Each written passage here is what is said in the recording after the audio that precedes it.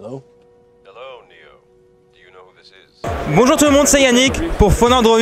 On se retrouve toujours au MWC 2018 sur le stand de HMD Global qui est donc détenteur de la marque Nokia.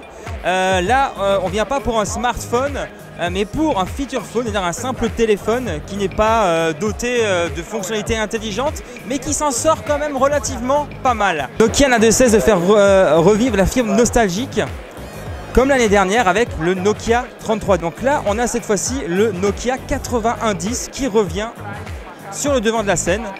Les trentenaires doivent certainement se souvenir de la fameuse scène de Matrix où nous pouvions apercevoir le personnage principal, Neo, sortir un Nokia 8110 d'une enveloppe. Donc là, on va tout de suite rentrer dans le vif du sujet et parler un peu du design, du retour du smartphone parce que comme vous allez pouvoir le constater, il a un petit peu changé. Donc là, on a la version banana, je crois, donc la version jaune tout simplement. On voit en fait une légère courbure au niveau du design. On a un petit écran également de 2,4 pouces.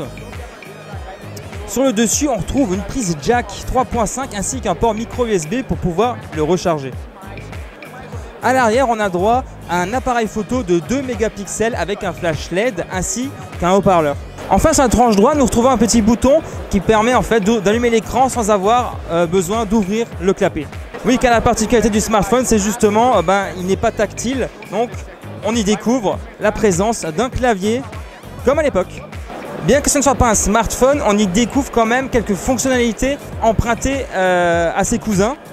On peut par exemple télécharger des applications sur un store, comme par exemple Facebook ou encore des applications appartenant à Google et Microsoft.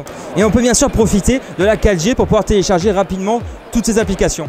Donc c'est une nouveauté appréciable. L'année dernière, on avait reproché justement lors de notre test du Nokia 3310 au constructeur de ne pas avoir mis à disposition une connexion permettant justement de pouvoir télécharger rapidement des applications.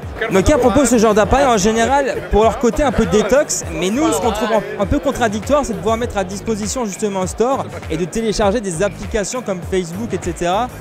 Voilà, ça va pas vraiment dans le sens de ce genre d'appareil, en tout cas de notre point de vue. Voilà, donc nous en tout cas, on trouve cet appareil assez sympa. Alors un petit mot sur la fiche technique parce qu'on y retrouve un Snapdragon 205 associé à 4 Go de mémoire interne et 512 mégaoctets de RAM.